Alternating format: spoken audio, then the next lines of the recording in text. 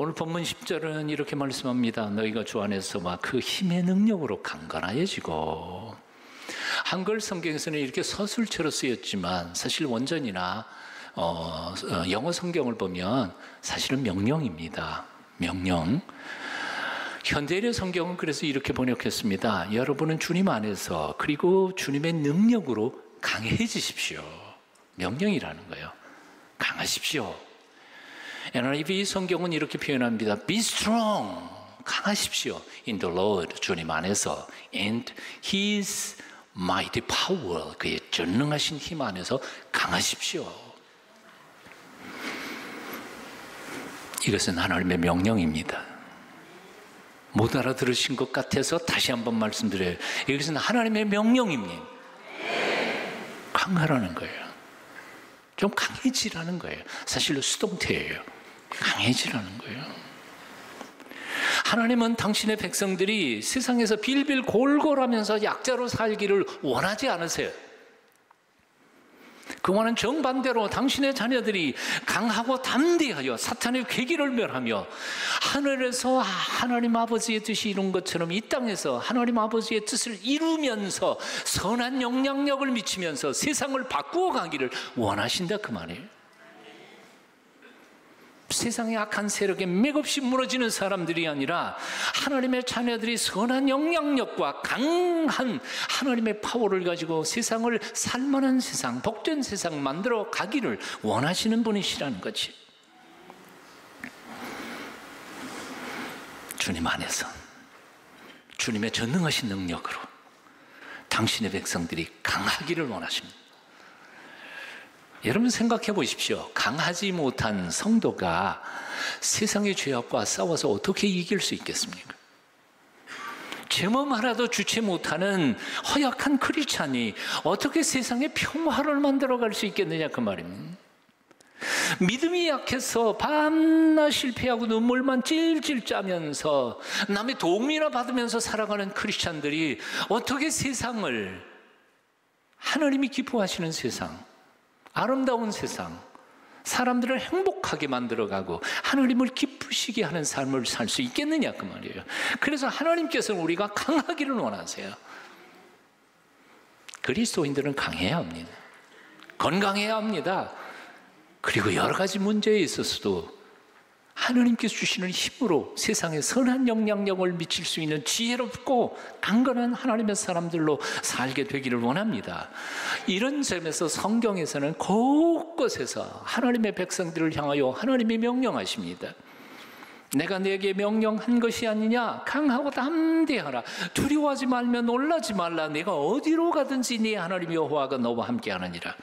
너희는 강하고 담대하라. 두려워하지 말라. 그들 앞에서 떨지 말라. 이는 그 이유는 네 하나님 여호와가 너와 함께 가시며 결코 너를 떠나지 아니하시며 버리지 아니하실 것임이라. 여호와를 바라는 너희들아 강하고 담대하라. 큰 은총을 받은 사람이여 두려워하지 말라. 평안하라. 강건하라. 강건하라. 깨어 믿음에 굳게 서서 남자답게 강건하여라. 성경에서 이런 말씀들이 곳곳에서 등장하고 있습니다. 다시 말씀드립니다. 강하여라. 담대하여라. 이것은 하나님의 명령입니다. 순종하셔야 합니다. 오늘 이 시간에 여러분의 영혼을 위하여, 나의 영혼을 향하여 우리를 명령해야 합니다.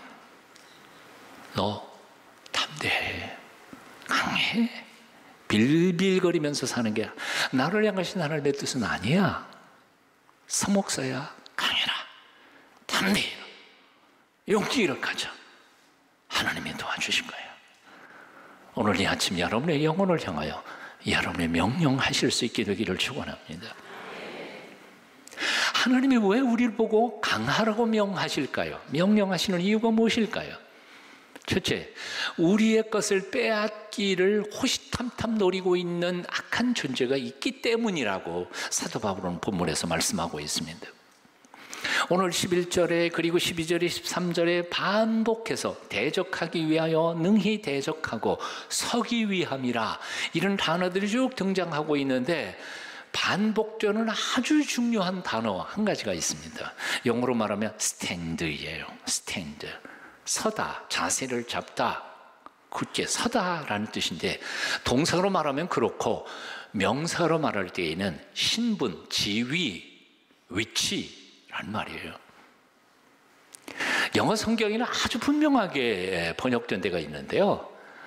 악한 마귀의 괴계로 너의 신분, 너의 위치, 너의 자리가 빼앗기지 않도록 하기 위하여 너는 강해야만 한다 라고 말씀하고 있다는 얘기예요. 사탄이 우리에게 굉장히 질투하는 것 한 가지가 있어요.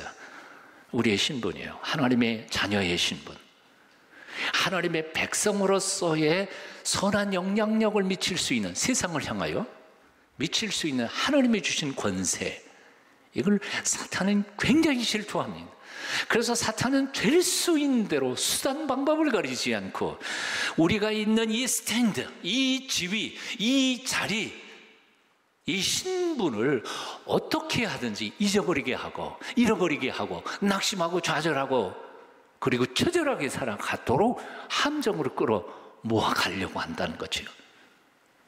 그래서 너의 신분을 잃어버리지 않도록 너 깨어 있어야 돼, 강해야 돼, 지혜로워야 돼 라고 말씀하시는 겁니다. 여러분, 짐승의 왕인 사자 또는 화랑이라고도 하겠죠. 사자 새끼가 저기 늑대에게 물려 잡아먹히는 수가 있을까요? 없을까요? 있어요. 네? 어미 사자가 잠깐 사이에 돌아보지 않으면 짐승의 왕인 사자도 어렸을 때에는 잡아먹히는 거예요. 그래서 새끼 사자가 해야 할 일이, 가장 중요한 일이 뭐예요? 빨리 크는 거예요. 힘을 기르는 거예요. 엄마, 아빠 사자처럼 딱 사자의 왕으로 등극하는 거예요. 예수 믿는 하나님의 백성들, 하나님의 자녀들에게 하나님은 엄청난 권세를 주셨습니다. 엄청난 신분을 주셨습니다. 하지만 사탄이라고 하는 놈은 우리가 미숙하고 어리석고 힘이 없을 때 어떻게 하든지 우리를 사로잡아 자기의 먹이로 삼으려고 한다 그 말이에요. 그래서 강해야 해요. 주님 안에서 강해지시기를 축원합니다. 주님 안에서 지혜롭기를 원합니다. 사탄과 마귀의 괴계를 능히 이길 수 있는 지혜롭고 강건한 하나님의 십자가의 군사들이 다 되시기를 축원합니다. 왜 하나님이 우리를 보고 강해지라 말씀하실까요? 두 번째 이유는 우리에게 주신 사명을 완수하기 위해서 힘이 필요하기 때문에 그렇습니다. 세상 사람들은 지배하기 위하여, 약탈하기 위하여, 정복하기 위하여, 갑질하기 위하여 힘을 추구합니다. 힘을 기릅니다. 강해지려고 합니다. 하지만 하나님께서 우리에게 강하라 명령하실 때에는 세상 사람들이 추구하는 그 목적과 동기하고는 전혀 다릅니다. 오히려 그 힘을 가지고 연약한 자를 돕기 위하여, 섬기기 위해, 나눠주기 위하여, 보호하기 위해 강하라고 명령하십니다.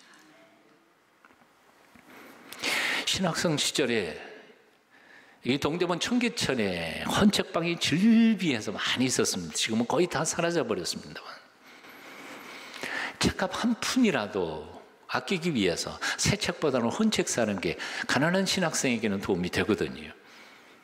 광장동 장신대 기숙사에 있었을 때인데 버스 타고는 와가지고 여기 청계천 구석을, 먼지 구석을 하루 종일 뒤집니다. 내가 원하는 책이 있으면 그건 보물찾기 한 거죠. 네? 싼 값으로 살 수 있으니까요. 그러다 보니까 하루 종일 그러다 보면 아주 저 오후쯤 되면 기진맥진해집니다. 버스 타고 다시 기숙사로 돌아갈 일이 이게 보통 일이 아닙니다. 그래서 앉아가는 자리를 확보해야 되는데 바로 종로 5가에 573번 종점이 있었습니다. 그래서 종점에서 거기서 줄을 서요. 오랫동안 줄을 서면 빈자리를 찾을 수 있어요. 그래서 빈자리에 앉아가지고 이제 잠자면서 가려고 자리를 차지하고 앉았습니다. 꼭 출발해서 동대문 시장 앞쪽으로 딱 가니까 동대문 시장에서 일 보고 올라오는 어르신들이 막 몰려오는데 참 고민됩니다. 하나님의 사람이고 그리고 하나님의 말씀대로 살아갈 신학생이 참 참 자리 양보를 안 할 수도 없고 할 수 없고 어떻게 해야 되나 고민하다가 객입니다. 어디까지 객이나요? 신설동 로타리에 찔 가면 거기서도 또 한 무대가 올라옵니다. 그때는 도저히 참을 수가 없어요. 내가 이러고도 하나님의 사랑인가? 신학생인가?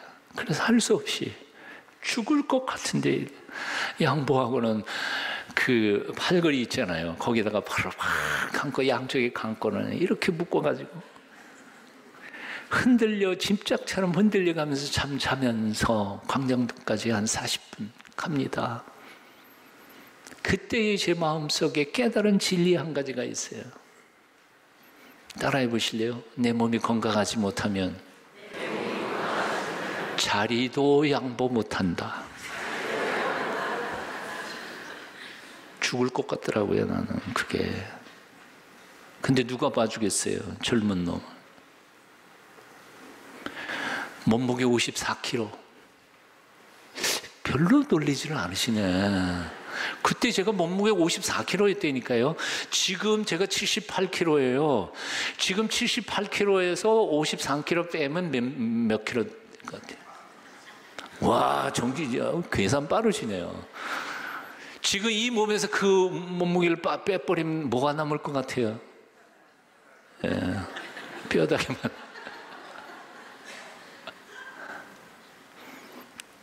내 몸이 건강하지 못하면 자리도 양보 못해요.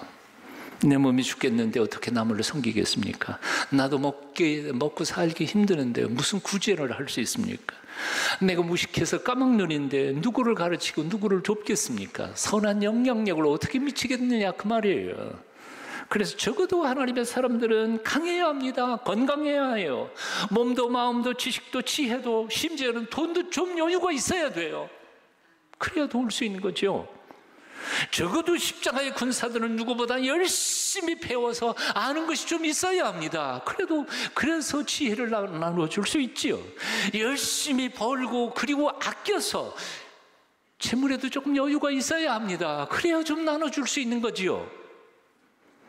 적어도 동성교회 성도들은 무거운 것 들고 가시는 어르신들이나 장애인들을 도울 수 있는 건강만큼 챙길 수 있어야 한다 그 말입니다. 삘삘해가지고 어떻게 봉사해요? 건강 회복하시기를 축원합니다.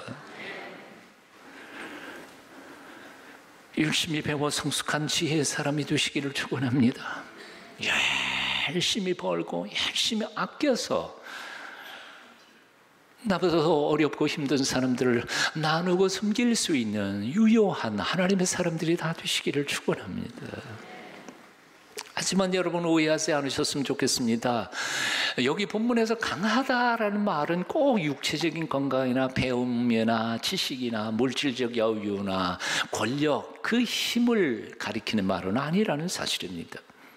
사도 바울도 오늘 본문에서 이렇게 말씀하고 있지 않아요. 우리의 씨름은 뭐예요? 혈과 육에 대한 게 아니다.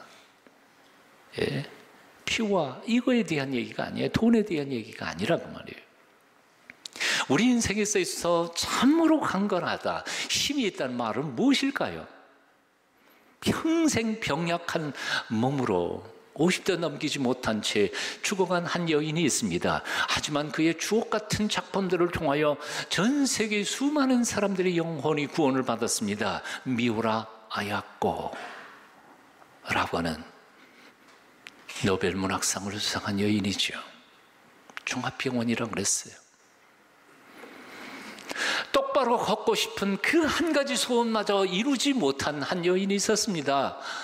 그런데도 불구하고 하나님을 향하여 공평하신 하나님이라고 시를 썼습니다. 성명희 시인. 두 팔 두 다리 사지가 하나도 성하지 못했습니다. 그런데도 불구하고 전 세계를 돌아다니면서 상처받은 사람, 절망하는 사람들을 품어주면서 허깅하면서 그들에게 희망을 되찾아주는 희망전도사 호주의 부이치치. 여러분 영상에서 보셨죠? 부이치치 두 팔 없어요. 두 다리 다 없어요. 한쪽 다리는 꼭 닭날개 같은 거 하나 이거 가지고 뭐야. 그런데도 중고등학생들을 품어주는 게 아니에요. 그들에게 안겨요. 안기는데 그 아이들이 희망을 찾아요. 질문해 봅니다. 이 사람들이 강합니까? 약합니까? 이 사람들을 약하다고 말할 수 있는 사람이 세상에 누가 있어요? 아니, 이 사람들에 비하면 조금만 어려움을 당해도 기가 팍 죽고 절망하고 낙심하는 우리들이 더 연약한 자들이 아닌가 하는 거예요. 강함과 약함의 의미가 다르다고 말이에요. 그렇기 때문에 나 돈 없다고 못 배웠다고 출세 못했다고 장애자라고 강한 사람이 못 되라는 법이 아니라는 말입니다.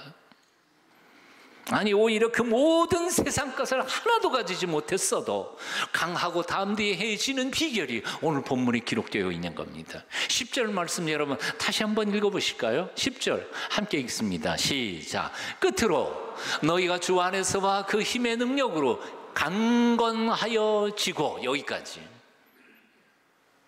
이게 아까도 서술체로 썼지만 서술문 아니라 그랬죠. 뭐라 그랬어요? Be strong in the Lord. 주님 안에서 강하여라. And in His mighty power. 그랬으니까 사실은 be strong이란 말은 두 번 반복되어 나오는 것인데 하나가 생략된 거예요. 첫 번째, 주님 안에서 강해라. 두 번째, 주님의 능력으로 강해라 하는 거예요. 두 개의 명령문이에요. 그게 줄은 거예요.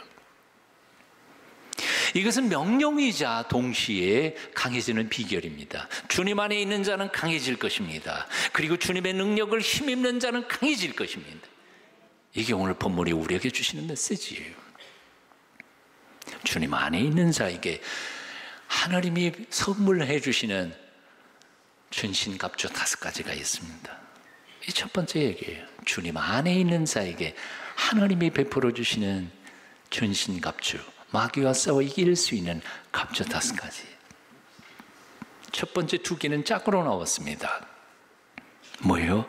진리의 허리띠와 의의 호심경. 근데 사실은 이 사도 바울의 표현은 구약에 있는 이사야 선지자의 메시아에 대한 예언 속에 나온 말입니다. 그것을 조금 뜯어고친 거죠. 이사야 11장 5절에는 이렇게 말씀하고 있습니다. 공의로 그의 허리띠를 삼으며 성실로 그의 몸에 띠를 삼으리라. 예수님께서 오셔서 하실 일, 사역 중에서 그의 활동하는 방법, 그리고 그가 세상과 싸워 이기는 방법, 도구에 대하여 2가지를 소개하고 있어요. 첫째, 공의의 허리띠, 그리고 성실의 허리띠. 사도 바울은 그 허리띠 하나를 의의 호심경, 이 갑옷으로 바꿔버렸습니다만 2가지예요. 주님 안에 있기를 사모하며 주님 안에 있기를 노력하는 사람에게 하나님이 주시는 2개의 갑주가 있어요. 첫째는 공의, 두 번째는 성실이라는 거예요. 예수님께서 세상에 오셔서 세상을 변화시키고 구원하시는 병기가 무엇이었습니까? 공의와 성실이었습니다. 오염된 세상의 가치와 싸워서 승리할 수 있는 예수님의 제자들이 본받아야 할 2가지가 무엇입니까? 바로 공의와 성실입니다. 이것이 바로 2가지 성품이자 도덕적 표준입니다. 불의한 세상과 우리가 무엇으로 어떻게 싸울 수 있습니까? 주먹 대 주먹으로 싸웁니까? 칼싸움 합니까? 잔꾀 부리면 우리도 잔꾀 부립니까? 저 불의한 방법대로 우리에게 접근하는 세상과 똑같이 불의한 방법으로 싸우겠습니까? 그럴 수 없어요. 그리고 그렇게 해서는 절대로 이길 수가 없어요. 왜냐하면 어둠의 세상 속에서는 어둠의 자식들이 빛의 자녀들보다 훨씬 더 똑똑하고 지혜롭기 때문에 그렇습니다. 사도 바울의 얘기처럼 혈과 육으로는 우리는 세상을 이길 수가 없어요. 우리가 세상을 이기는 방법은 예수님의 방법이에요. 의로운 거예요. 의롭게 살아야 돼요. 거룩하게 살아야 돼요. 정직하게 살아야 돼요. 그리고 성실한 삶을 살아가야 돼요. 그게 무슨 힘이 있냐? 그럴지 몰라도 정직이 최고의 정책이라 하는 표현도 있지 않아요? 결국 당장 이기는 것은 잔꾀인지 몰라도 궁극적으로 이기는 것은 사실은 정직이에요. 공의예요. 의예요. 제발 거짓말 하지 말아야 돼요. 거룩하게 살아야 돼요. 순결하게 살아야 돼요. 성실하게 살아야 돼요. 세 번째 소개하는 갑주는 바로 평화의 복음으로 준비된 신발을 신으라는 말입니다. 무슨 뜻입니까?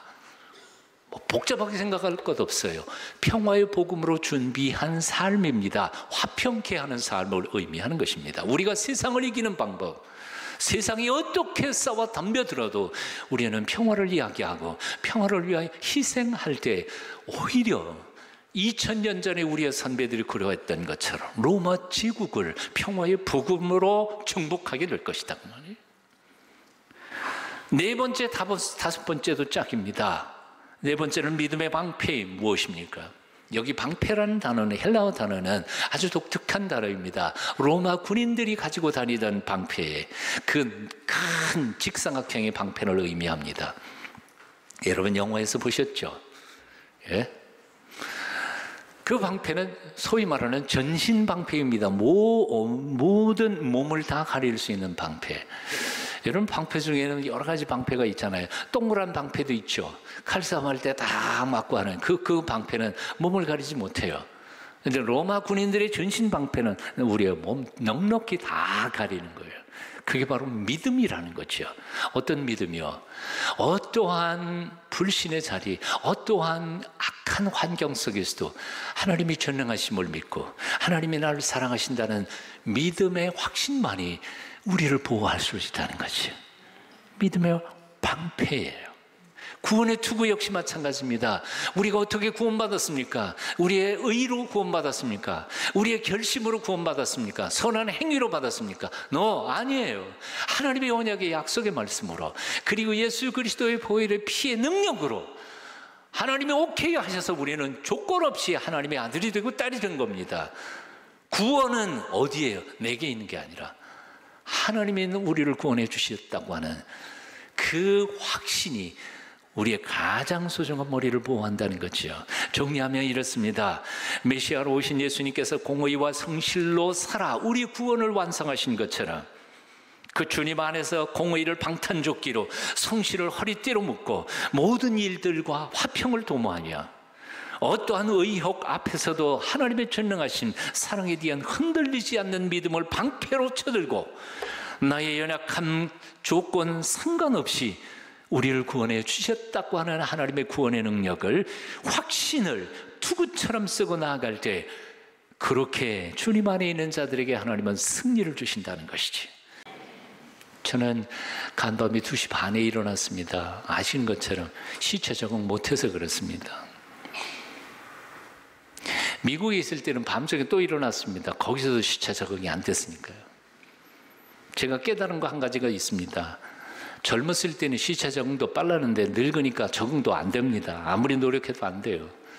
그래서 이번 여행에서 깨닫고 결심한 게 한 가지 있습니다. 그래서 주님 앞에 기도했어요. 밤중에 자려고 아무리 애써도 잠이 안 오니까, 눈 감고 있어도 그냥 자꾸 생각은 돌아가니까, 그래서 이러기보다는 그냥 일어난다. 그리고 일어나면서 이렇게 기도했습니다. 성령님, 깨우시면 억지로 안 자겠습니다.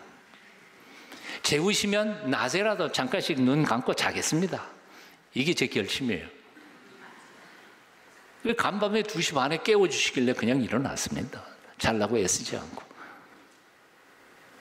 그런데 지난 몇 주 동안 저는 정말 놀라운 경험을 했습니다. 낮에도 졸리면 그냥 잠깐 눈 붙이고 쉬고, 밤에도 깨워주시면 그냥 일어나. 자려고 노력하지 않고 일어나서 책 보고 성경 보고 기도하고. 지난 몇 주 동안 저는 정말 많이 책도 읽고 말씀도 읽고 기도도 정말 많이 했던 것 같아요. 불면증 제 사전에는 없어요. 깨우시면 일어나면 돼요. 자려고 그러지 말아요. 축복의 시간이 될 줄로 믿습니다. 여러분 밤중에 깼어요? 자려고 애쓰지 말고요. 내 마음속에 있는, 내 삶 속에 무거운 짐들을 그 시간에 하나님 앞에 다 털어놓고 기도하며 새로운 능력을 받으시기를 축원합니다.